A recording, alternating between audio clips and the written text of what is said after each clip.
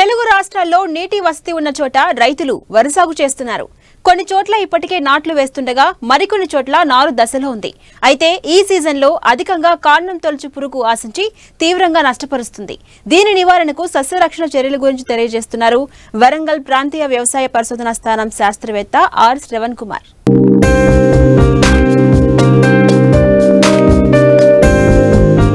వరి పైరులో కాండం తొలుచు పురుగు నారుమడి దశ నుంచి పైరు కంకి వేసే దశ వరకు ఏ సమయంలో అయినా ఆశించి నష్టం కలుగజేస్తుంది.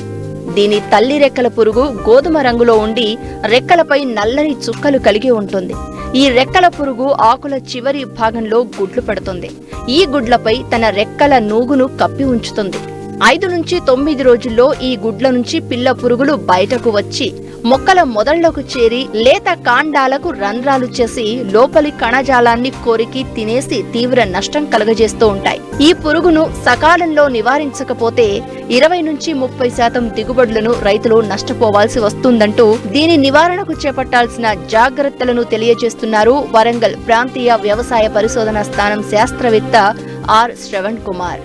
రబీ సీజన్లో మన రైతాంగం ఎదుర్కొనే సమస్యలు చూసినట్లయితే ముఖ్యంగా జింకు లోపము కానీ అట్లాగే కొన్ని రకాల పురుగులు, కాండం తొలచే పురుగు, అట్లాగే సుడిదోమ, కొన్ని చోట్ల మనకి ఆకుముడత లాంటి పురుగులు ఆశించి నష్టం చేయడం మనం గమనించవచ్చు. మనకి ప్రధానంగా ఆశించే పురుగులు చూసినట్లయితే కాండం తొలచే పురుగు అనేది రబీ సీజన్లో మనకి ఎక్కువగా ఆశించి వరి పంటను నాశనం చేయడం మనం గమనించవచ్చు. ముఖ్యంగా ఈ యొక్క కాండం తొలచే పురుగు అనేది ఈ యొక్క లెపిడాప్టర్ చెందిన పురుగు. అట్లాగే మనకి ఖరీఫ్ సీజన్లో మనకి కొద్దిగా తక్కువగా ఆశిస్తుంది, కానీ రబీ సీజన్లో మనకి ఎక్కువగా ఆశించి మనకు నష్టం చేయడం గమనించవచ్చు. రబీ సీజన్లో కానీ అట్లాగే ఖరీఫ్ సీజన్లో కానీ మనకి నారుమడి దశలో ఆశిస్తుంది, అట్లాగే ప్రధాన పొలంలో కూడా ఆశించి నష్టం చేస్తుంది. నారుమడి దశలో ఆశించినట్లయితే మొక్కలు మొత్తం చనిపోవడం మనం గమనించవచ్చు. అట్లాగే ప్రధాన పొలంలో మనకి పిలక దశలో అట్లాగే చిరుపొట్ట దశలో ఆశించడం మనం గమనించవచ్చు. పిలక దశలో ఆశించినట్లయితే మనకి మొవ్వు చనిపోవడం జరుగుతుంది. అట్లాగే చిరుపొట్ట దశలో ఆశించినట్లయితే మనకి కంకిలో గింజలు ఏర్పడక గింజలుగా మారి ఎండిపోవడం అనేది జరుగుతుంది. ఈ చనిపోయిన మొవ్వులను కానీ తెల్ల కంకిని కానీ మనం పీకినట్లయితే మనకి చేతికి తేలికగా ఊడి వస్తుంది. తల్లి రెక్కల పురుగు పెట్టిన గుడ్లను బట్టి ఇది ఆశించదని చెప్పవచ్చు. అట్లాగే రెక్కల పురుగులు ఎగురుతూ మనకి గమనిస్తాయి. పసుపు రంగులో కానీ, ఎండిన గడ్డి రంగులో కానీ, ముదురు గోధుమ రంగులో కానీ ఉంటాయి. ఈ యొక్క తల్లి రెక్కల పురుగులు మనకి నారు కొన మీద కానీ లేకపోతే ఆకు కొన మీద చివరిలో మనకి గుడ్లను సముదాయాలకు పెట్టి మనకి గోధుమ రంగు వెంట్రుకలతో కప్పివేయడం జరుగుతుంది. వీటి నుంచి వెలువడిన లార్వా పురుగులు తొలి దశలో ఆకులపై ఉన్న పత్రహారతాన్ని తిని తర్వాత కాండంను తొలుచుకొని లోపలికి వెళ్ళి మనకి లోపలి పదార్థాన్ని తినడం జరుగుతుంది. దీనివల్ల మనకి పంటకు నష్టం కలుగుతుంది. ఇది చాలా మనకి రబీ సీజన్లో ఎక్కువగా నష్టం చేస్తుంది కాబట్టి మనకి సరైన సమయంలో సస్యరక్షణ చర్యలు తీసుకోవాలి. పంట వేసుకునే ముందు లోతు దుక్కులు చేసుకున్నట్లయితే భూమి లోపల ఉండే కోశస్థ దశలో ఉన్న పురుగులు మనకి నివారించబడతాయి. అట్లాగే మనము నారు వేసేటప్పుడు నారు కొనలు తుంచి మనం నాటుకున్నట్లయితే ప్రధాన పొలంలోకి రాకుండా మనం అరికట్టవచ్చు.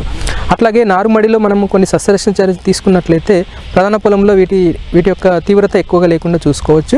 5 సెంట్ల నారుమడికి మనము ఒక 800 గ్రాముల కార్బోఫ్యూరాన్ గుళికలు విత్తుకున్న తర్వాత 10 రోజులకు కానీ లేదా వారం రోజుల ముందు కానీ మనం గుళికలు వేసుకున్నట్లయితే ఈ యొక్క కాండం తొలచే పురుగును మనము నివారించవచ్చు.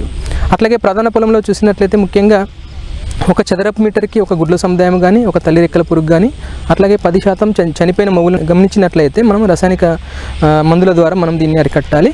వీటికి ముఖ్యంగా మనకి పిలక దశలో అయితే కార్బోఫ్యూరాన్ 3G గుళికలు ఎకరానికి 10 కిలోలు కానీ, లేదన్నట్లయితే కార్టాపైడోక్లోరైడ్ గుళికలు ఎకరానికి 8 కిలోలు, లేనట్లయితే క్లోరంటర్ నిలిపురు అనే గుళికలు ఎకరానికి 4 కిలోలు మనము పిలక దశలో వేసుకున్నట్లయితే పిలక దశలో ఆశించే కాండం తొలచే పురుగు మనం నివారించవచ్చు. అట్లాగే చిరుపట్టు దశలో అయితే కార్టాపైడోక్లోరైడ్ అయితే 1 లీటర్కి 2 గ్రాములు, అట్లాగే క్లోరంటర్ నిలిపురోల్ 0.3 మిల్లీలీటర్ లీటర్ నీటికి కలుపుకొని మనం పిచికారీ చేసుకోవాలి. అట్లాగే రసాయనేతర పద్ధతులు చూసినట్లయితే ముఖ్యంగా మనకి ఈ యొక్క లింగాకర్షక బుట్టలు పెట్టడం ద్వారా ఒక రకంగా దీని ఉనికిని కానీ ఉధృతిని గమనించవచ్చు. దీనికోసం ఎకరానికి 4 లింగాకర్షక బుట్టలు పెట్టాలి. లేనట్లయితే మనం ఈ యొక్క పురుగు ఉధృతి తగ్గించడానికి అయితే ఒక ఎకరానికి 8 నుంచి 10 లింగాకర్షక బుట్టలు పెట్టినట్లయితే కాండం తొలచే పురుగును మనము నివారించవచ్చు. గుళిక మందులు చల్లేటప్పుడు మనం పొలంలో పలచగా నీరు ఉంచాలి. అట్లాగే పొలంలోకి ప్రత్యేకంగా ఎక్కువ నీరు రాకుండా, అట్లాగే పొలంలో ఉన్న నీరు పోకుండా తగిన జాగ్రత్తలు తీసుకున్నట్లయితే మనం వేసుకున్న గుళికలు సమర్థవంతంగా పనిచేసి కాండం తొలచే పురుగు మనకి సరిగ్గా నివారణ అవుతుంది.